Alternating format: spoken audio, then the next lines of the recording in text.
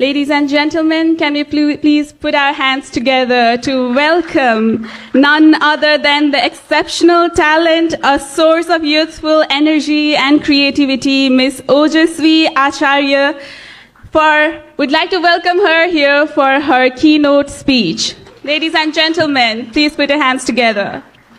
धन्यवाद कार्यक्रमका सञ्चालकज्यू NRNA ICC youth department र पियानोज कमिटीले आयोजना गरेको एनसीसी थाइल्यान्डको आतिथ्यतामा रहेको दोस्रो विश्व युवा सम्मेलनका सभाध्यक्षज्यू, कार्यक्रमका प्रमुख अतिथि, नेपाल सरकारका संस्कृति पर्यटन तथा नागरिक उड्डयन मन्त्री माननीय बद्री पाण्डेज्यू, विशिष्ट अतिथिज्यूहरू, एनआरएनका पदाधिकारीज्यूहरू, नेपाल सरकारका पूर्व मन्त्रीज्यूहरू, उपस्थित सम्पूर्ण युवा साथीहरूमा म श्री दमकडा नमुना माध्यमिक विद्यालय पाल्पाको कक्षा 8 मा अध्ययनरत छात्रा ओजस्वी आचार्यको न्यानो अभिवादन। संसारकै सबैभन्दा पुराना 22 वटा मुलुकहरू मध्येको 11औं स्थानमा रहेको थाइल्यान्डको भूमिबाट म विश्वमा आप्रवासीको रूपमा रहनुभएका नेपाली संस्कार, संस्कृति र रीतिरिवाजका पुजारी, नेपाली आमाबुवा, दाजुभाइ र दिदीबहिनीहरूप्रति हार्दिक नमस्कार सहित स्मरण गर्न चाहन्छु।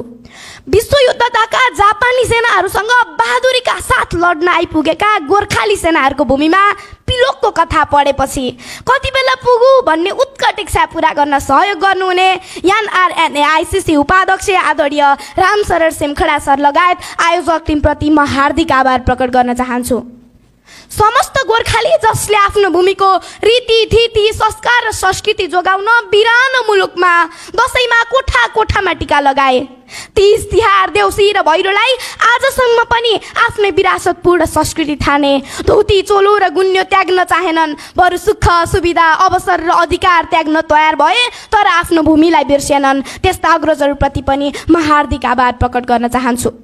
ब्रिटिश साम्राज्यले विश्व विजयको माहौल बनाइदिइरहँदा अरिङ्गालका गोलामा गुलेली हानेर पहाडका भित्ताहरूसँग ढुङ्गा लडाएर अझ भनौँ लाठी र मुङ्ग्रो लिएर बन्दुकसँग लड्न निस्केका ती बहादुर गोर्खालीहरूको पहिचान बोकेको मुलुकबाट पछिल्लो समयमा ब्रिटिस सेनालाई नमिठो हार चखाएर विजयको उल्लास मनाएको जितगढी युद्धको स्मरण गर्दै विश्वव्यापी रूपमा छरिनुभएका नेपाली मन, तन र भावनाहरूप्रति पनि म हार्दिक आभार प्रकट गर्दै सदैव भलाइ र सफलताको हार्दिक शुभकामना व्यक्त गर्न चाहन्छु।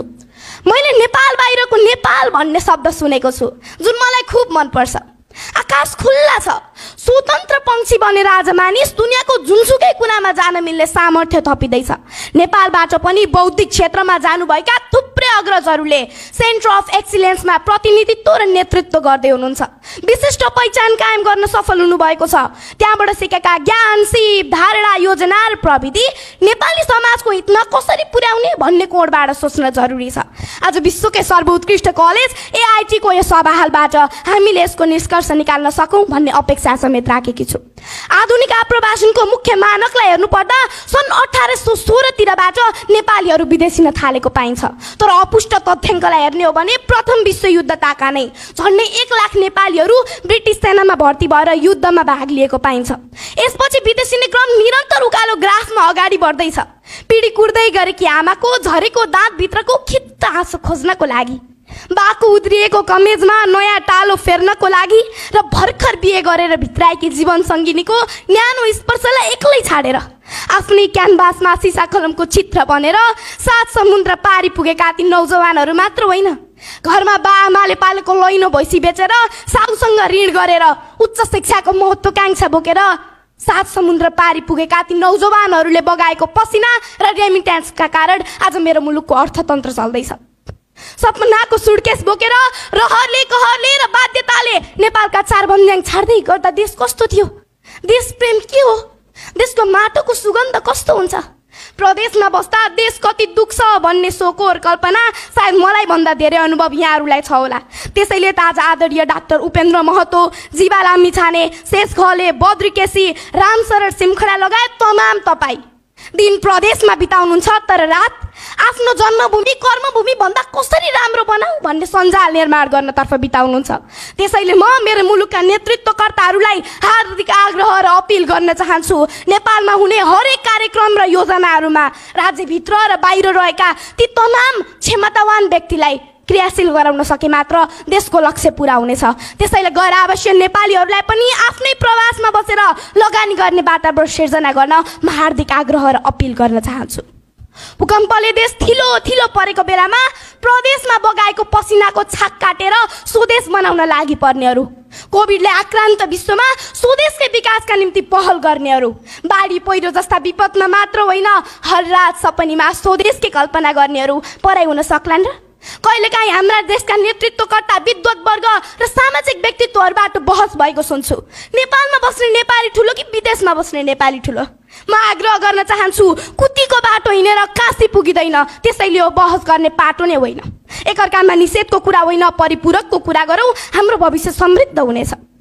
मूल सुकेपछि धारामा जति नै ठुलो बाल्टी राखे पनि बाल्टी पानीले भरिँदैन, त्यसैले संरक्षण मूलको गर्नुपर्छ।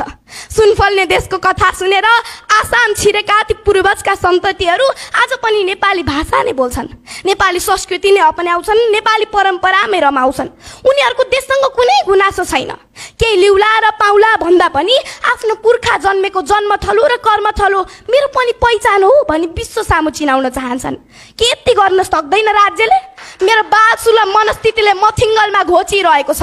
म यही मञ्चबाट ब्रह्माण्डौका अरबौं तारा जस्तै विश्व सामु फैलिएर रहनुभएका हाम्रा नेपाली मन र तनलाई पनि नेपाली पहिचान दिलाउनको लागि अपिल गर्न चाहन्छु। बम र बारुदसँग जवानी साटेका ती अग्रजहरूले जे पाए वा गुमाए, आज तिनैले जन्माइदिएको विरासतमा बसेर म मुलुकलाई लगानी गर्छु भन्नेहरूको लागि वातावरण सिर्जना गर्ने जिम्मा हाम्रै हो। म मुलुकबाट टाढा रहे पनि मुलुकलाई स्मरण गर्न चाहन्छु, मेरो पुर्खाको संस्कार, संस्कृति, रीति र थितिसँग जोडिन चाहन्छु अनि नवआगन्तुक पुस्तालाई पनि त्यही व्यवहारसँग जोडिने वातावरण सिर्जना गर्छु भन्ने अभियानका साथ समग्र पियानोस परिवारलाई नै देशको गौरव बनाउने अभिलाषा बोक्नु भएको कुमार कार्कीहरूको माग देशले सम्बोधन गर्न सके मात्र देशमा जनशक्तिको खडेरी लाग्दैन जस्तो लाग्छ। म याद दिलाउन चाहन्छु, प्रोफेसर भारती लिम्बुनी जस्ता थुप्रै बौद्धिक र पुराना पुस्ताहरू म नेपाली हो भनेर नेपालको शैक्षिक हितमा लाग्न मान्नुहुन्न जस्तो मलाई लाग्दैन। आज पनि खुसी कार्की जस्ता डान्स युनिभर्सको ताज पहिरन सफल नेपालीहरूलाई नेपालमा आउन जान र निर्भीकताका साथ म नेपाली हो भन्ने वातावरण सिर्जना गर्न सक्यो भने पक्कै पनि विश्व बगैँचामा फुलेका ती सुन्दर फुलहरू भविष्यको नेपाली सुगन्ध हो भन्ने कुरामा कसैको दुमत छैन।